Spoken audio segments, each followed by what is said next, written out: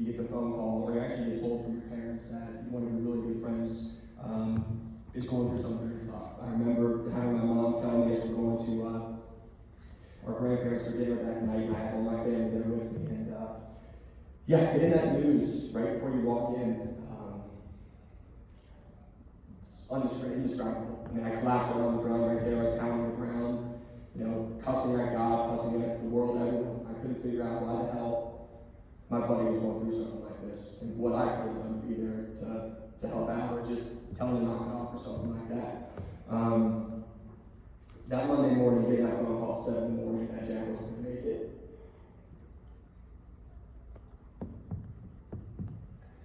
Talk about a phone call you want to get.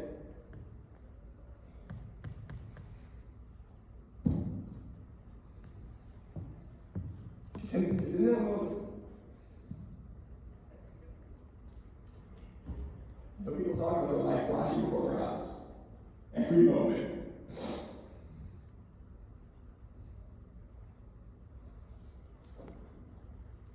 Every moment with Jack flashed right before my eyes. Qualls lives, a couple hundred yards away from our house. I'd run behind my house over to Jack's. Shoot, felt like every other day, just so I could see my best friend. All of those memories kept going right through my head.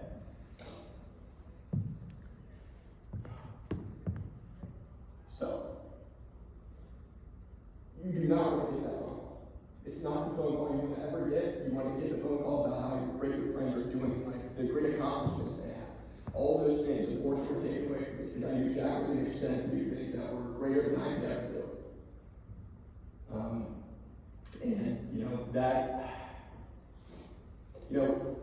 This is a new thing that's kind of talked about. So, raise your hands. Anyone know of the motivational speaker, the Jocko Willink? Show hands. Anyone knows that, guys? So, I bring him up. So, I work at Mutual Loan. So, I work in insurance. And we had him as a guest speaker when we were at a national sales conference down in Dallas a few weeks ago.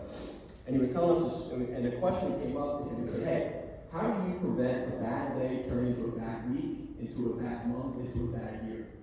Jocko kind of had an interesting response where he said, well, putting my friends in a helicopter, sending them back to the United States, not alive. That was the worst day I could ever have. I kind of related to that in the sense where, putting Jack in the back of the hearse when he did not need to go. That was one of the hardest things I've ever had to do as a person, is putting that young man in the back of a hearse. So I say that because I had to do my very best to not let that one bad day end up ruining or making a bad week into a bad month, into a bad year. It was very tough. I mean, I could name countless times where I wake up in a screaming fit in the middle of the night because I just had a nightmare about my buddy. So, what this organization does is it turns that one bad day and we can try to make it good. So something good at it. This is positive. The amount of friends that I have now that have talked to me about this or even said, dude, I've cut people out of my life that are in this stuff. It's silly stuff. Like even now, it's like you say, oh, it's only going to be the hard drugs. If I just stay away from coke, stay away from any methamphetamines, things like that, I'll be good to go. You're damn wrong. What's going to happen when you're in college and you have an exam you're trying to study for? You go, you know what? Let me go bum an Adderall for one of my friends. Where the hell is he getting an Adderall from? That very well could be, laced with fentanyl, and what you thought was going to help you get an A is just going to end up potentially taking your life.